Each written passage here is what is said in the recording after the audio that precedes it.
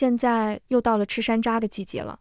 今天花8块钱买了这么4斤，用它做个开胃的小吃。先把山楂全部放清水里，加1勺盐浸泡10分钟。泡好的山楂再清洗一下，每个山楂先用刀分成2半，再用一个万能的吸管把核去掉。有的山楂里面有5个核，一定要去干净。把去核的山楂全部放入锅里，加200克冰糖，加足量的清水，能没过山楂就行。先用大火把水烧开，然后用铲子不停地搅拌。水开后煮大约5分钟，山楂完全变软后关火，稍微放温，分次倒入料理机里打成山楂泥。打好以后全部倒入锅里，再加入300克白糖，全程用小火慢慢煮，中间要不停地搅拌。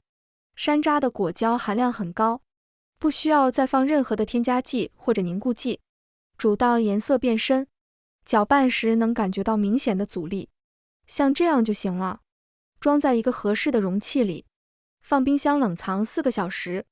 剩下的1小半山楂酱，我们继续小火翻炒，炒到半凝固的状态，像这样就行了。把它倒入碗中放凉，放凉后再用手搓成一个一个的小球，上面撒上适量的白糖，晃动一下盘子，山楂球就可以直接吃了。冷藏好的山楂糕用刀划一圈，扣一个盘子，然后刀扣过来，再切成自己喜欢的形状。这样做的山楂糕不需要任何添加剂，吃起来 Q 弹又劲道。按照这个比例做出来的甜度也正合适。吃饭没胃口的时候来这么几块，保证让你胃口大开。一次可以多做些密封保存，吃半个月没问题。喜欢的朋友可以收藏一下。谢谢大家。